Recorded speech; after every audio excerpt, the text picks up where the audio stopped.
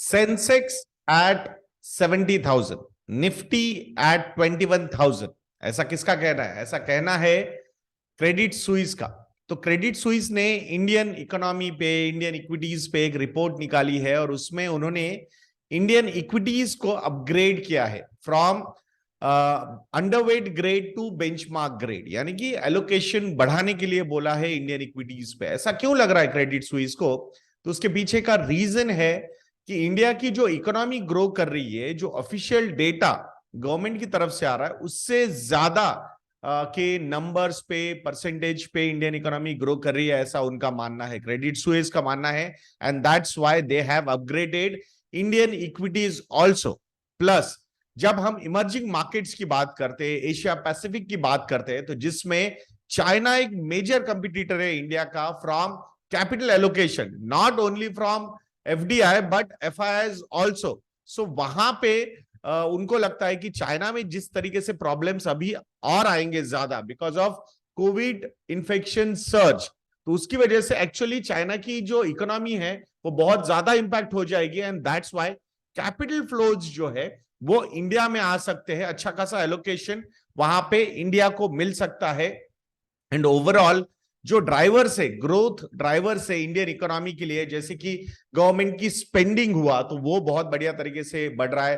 Capex का expenditure हमने देखा है, 7.5 लाख करोड़ रुपीस का एक्सपेंडिचर ऑन ट्रैक नजर आ रहा है। प्लस जो लो इनकम लोग हैं इंडिया में, तो वो नंबर यहाँ पे बढ़ना, दैट इज ऑल्सो, तो वहां पे अगर वो नंबर बढ़ जाता है तो स्पेसिफिकली रूरल इकोनॉमी में अच्छा खासा इम्पिटस आ सकता है और फिर उसके बाद एक अच्छा cascading impact even urban economy में भी आ सकता है। सप्लाई चेन के जो बॉटलनेक्स डेवलप हुए थे वो कहीं ना कहीं दूर होते हुए नजर आ रहे हैं।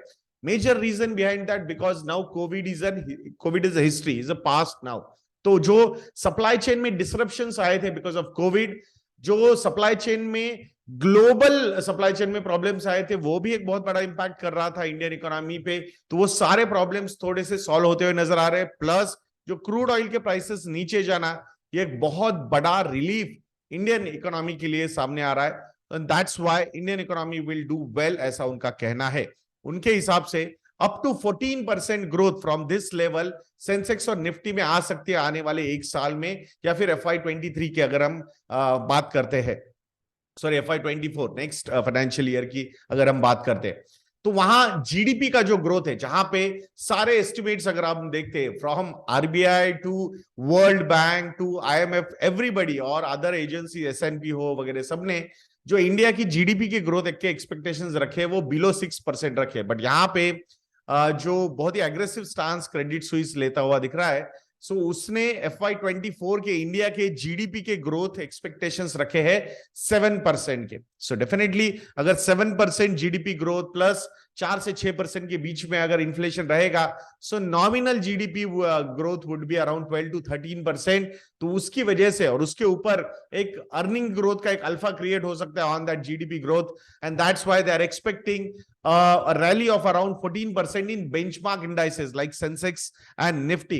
But there are some risk factors also जो उन्होंने लिस्ट किए हैं। तो उनका पहला रिस्क फैक्टर है डिपेंडेंस ऑन इंपोर्टेड एनर्जी। जो ऑयल को इंपोर्ट हम करते हैं, तो जियोपॉलिटिकल टेंशंस में और कुछ अगर निगेटिविटी और डेवलप होती है और उसका इंपैक्ट अगर ऑयल प्राइसेस पे होता है, so that is a major risk factor currently Indian economy is having.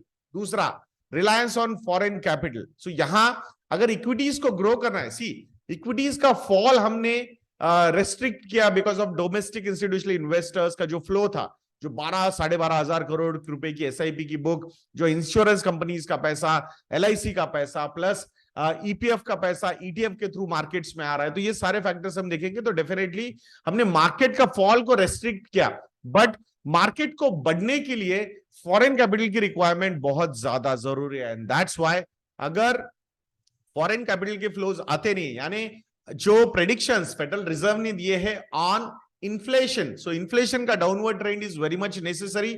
एक बार वो कंफर्म हो गया, उसके बाद अगर फेडरल रिजर्व आने वाले 2 से 3 क्वार्टर के बाद अगर रेट कट करना शुरू कर देता है, that will give a good amount of liquidity to the world markets, और उसका एक अच्छा खासा पार्ट इमर्जिंग मार्केट्स पे, एशिया पैसिफिक कंट्रीज की तरफ आ सकता है। जिसमें इंडिया एक बहुत बड़ा बेनिफिशियरी हो सकता है। सो वो रिलायंस ऑन फॉरेन कैपिटल जो है वो भी एक रिस्क है। तो अगर वो नहीं आएगा तो मार्केट बढ़ना इज अ प्रॉब्लम। मार्केट शायद गिरेगा ज्यादा नहीं, बट बढ़ना ये एक प्रॉब्लम हो सकता है। Then slowing global economy. अब यहां पे जो प्रेडिक्शंस है, प्रोजेक्शंस है, वो यूरोप के रिसेशन के प्रोजेक्शंस तो खरे होते हुए नजर आ रहे, बट यूएस में रिसेशन शायद ज्यादा ना टिके, बट स्लो डाउन हो सकता है। बट अगर यूएस में भी रिसेशन आता है so then that could turn out to be a quite negative thing. उसका कपलिंग इंपैक्ट जो है वो मार्केट्स पे आ सकता है, that is a risk factor. अगर वो आएगा तो शायद बहुत ज्यादा मार्केट नहीं गिरेंगे, but we can not deny some kind of sluggishness in Indian markets. So वो भी है, देखना जरूरी है। और कौन से सेक्टर्स है जिसपे वो ओवरवेट है और कौन से सेक्टर से जिसपे वो अंडरवेट है। सो ओवरवेट सेक्टर उनके लिए है फाइनेंशियल सेक्टर, यानी कि बैंकिंग एंड एनबीएफसीज। इन दो सेक्टर्स पे वो बहुत ज्यादा बुलिश है। रीजन, एक तो हाई क्रेडिट ग्रोथ उनको नजर आ रही है, and plus the way these banks and institutions have managed the risk by keeping the NPAs on at a lower side. So that is a very positive side, and that's why जब आपके benchmarks में 30-35% के allocation अगर financial services sector को है, तो obviously if you are expecting a 14% growth in this index, so definitely उसका जो मेजर कंट्रीब्यूटर है इन दैट पर्टिकुलर, या फिर मेजर वेट जिस सेक्टर को है, that sector needs to do well, and that's why they are very much positive on financial sector. They are negative on two sectors, information technology because of major slow down या recession की बातें जो Europe में, UK में and US में हो रही है, सो उसका इंपैक्ट आईटी सेक्टर पे होगा ही होगा, एंड इंडस्ट्रियल्स पे भी वो थोड़े से निगेटिव है।